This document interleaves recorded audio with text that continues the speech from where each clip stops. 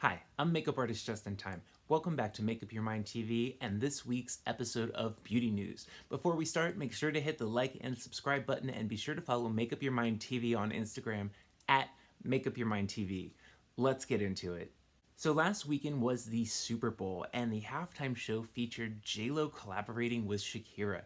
They each did a bunch of their classic hits. It was beautiful. The choreography was absolutely amazing.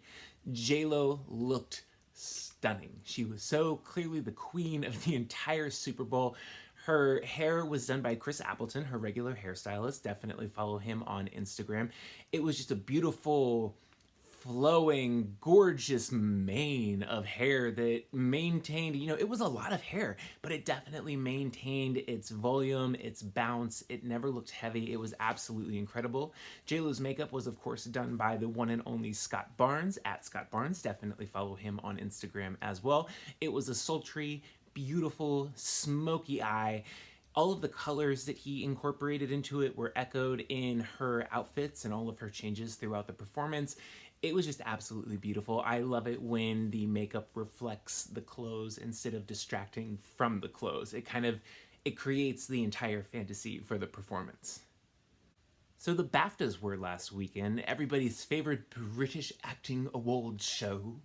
It was so beautiful. It being that it is a British award show, nobody is trying to go super crazy and avant-garde with their outfits and makeup and hair choices. Everybody really just keeps it very regal, proper, gorgeous. You looked at all of the skin, it was all very just satiny, somewhat luminous. We didn't see a lot of highlighter, we didn't see a lot of contour, anything like that. And as far as the eye makeup, it was maybe some sultry smoke, like some smudgy eyeliner. You didn't really see a whole lot of anything. My number one choice was definitely Scarlett Johansson. Her outfit was just a beautiful petal pink with rose and just some jeweled embellishments. It was absolutely stunning. Her hair was pulled back in a very, very chic chignon. It wasn't tight. It was just enough to frame her face, lift, and keep it very, very elegant. And of course, her hair was done by Danilo, the one and only. I believe his Instagram is official Danilo hair. Her makeup was done by at Frankie Boyd. Loved this look. The colors that he used in the eyes were the petal pink, the roses, and a little bit of glitz. It was all reflective of the dress. It really just completed the look. It completed the fantasy. He went with a beautiful highlighter on the inside. It's something that we normally don't see a lot from Scarlett Johansson. She has a very incredible kind of an apple shape to her cheeks, so she never has, an immense amount of highlighter. But for this look, adding it only added to the somewhat ethereal, fairy-esque presence that she was going for. Also, huge shout out to Saoirse Ronan for that tomato red lip paired with a matte skin. It was so classic, so elegant. I am such a fan of a tomato red lip, and it is not something that we see very often, especially not on a super fair skin. And it stands out so much on a fair skin. Absolutely love it. Our next topic is a collaboration that I didn't even know was happening. It was between Anastasia Beverly Hills and a multi-level marketing company known as Rodan Fields, also known as a pyramid scheme. If you're unfamiliar with Rodan Fields or a multi-level marketing company, it is a company that sort of goes by: you buy into our products, you get your friends to buy our products, you get your friends to become salespeople. Everything they sell, you will earn a commission off of. Get your friends to tell their friends. They sell the products to their friends. Their friends then begin to sell to their friends. You get commission on every single one of these levels. In theory, this absolutely can work, and it's been proven to work. Millions of people have made a living on multi-level marketing companies, but at the same time, those companies trick your average consumer to believe that they can create an entire huge fortune for themselves with these companies. If you're not somebody with a vast social group or with a platform where you are exposed to large groups of people, a multi-level marketing company probably is not going to be the right choice for you, especially one where you have to buy the products to begin with. I can remember being a child, my mother getting involved in one of those, her friends getting involved in one of those, and there was just shelves and shelves and boxes of all of these things that were just waiting to go bad, that they had paid for, that they were then trying to sell to their friends, but then their friends had already started selling those products too. It was very incestuous. That's why a lot of people will not mess around with multi-level marketing companies, at all. Not to say that Rodan & Fields is not a quality product. I do know a lot of people that use it, that love it, that see a lot of really great results. It's just the business marketing method that they go by that people have a problem with. So the collaboration was going to feature 6 very popular Anastasia brow products. I saw a photo of it. One of them was the brow powder. I believe there was a brow whiz in there as well. And the stencils, definitely saw those in the background. It was just best-selling products that were going to be available at a discount. Now, as soon as I learned about this, and started Googling around, the reaction was amazing. The backlash was absolutely incredible. It was as if every educated consumer that is aware of what a multi-level marketing company is went after Anastasia, and myself included. I mean, I didn't go after them personally. I'm not going to come after anyone on Twitter or social media. I don't care enough. But the backlash worked. What we're seeing right now in 2020, the whole cancel culture, the movements that are created through hashtags, consumers really do have a voice, and consumers voiced that they were not okay with everyone's favorite brow company collaborating with a multi-level marketing scheme, aka pyramid scheme. Anastasia heard it. That was absolutely it for her. She took contracts, I guess, took everything else, and so dramatic.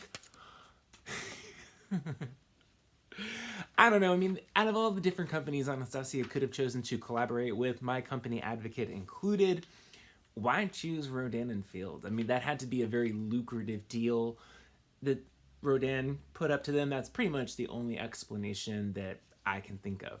So, moving on. Jaclyn Hill, famous influencer, scandalous YouTuber, social media, makeup guru, whatever you want to call her. She has a new collaboration coming out with Morph, or maybe it's already out. I'm not exactly sure. I did not know who she was until the lipstick scandal of last year, where she did a collaboration, or maybe she produced her own lipstick line, and consumers were finding hair, mold, like weird fibers, all sorts of things in her product. And instead of just coming clean about it, tried to deflect blame around, it was a whole huge thing. It was very involved. I don't care. Like I said, I just found out about her because of that thing. I've since watched some of her videos. I don't know. I mean, she gives a lot of different advice about things. It's very clear that when she's paid to speak about something with a certain ingredient, she makes it a point to trash other things that don't contain that ingredient, or vice versa. Her opinion changes depending on, I guess, who is paying her.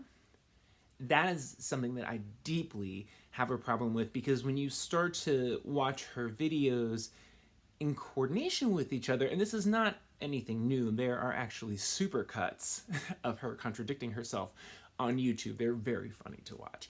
When you contradict your own advice so many times, people should take that as an education about how you want to relate to them. They should understand that the dollar sign is valued over your consumerism, over your following, over your respect for her. Definitely not, I wouldn't turn to her for advice, given that advice might change, not on current educations that she's going through and new technologies, but because somebody else is cutting the check. So she has a new collaboration with Morph. Morph is very famous for working with influencers. That's great. Enjoy it. If you want to go purchase her products, awesome. Personally, I am not going to mess with anything. I just know that given previous experiences that have been in the media about her, she's not somebody that I would take for her word as far as cosmetic advice. But it's up to you. Now you're a little bit more educated on it.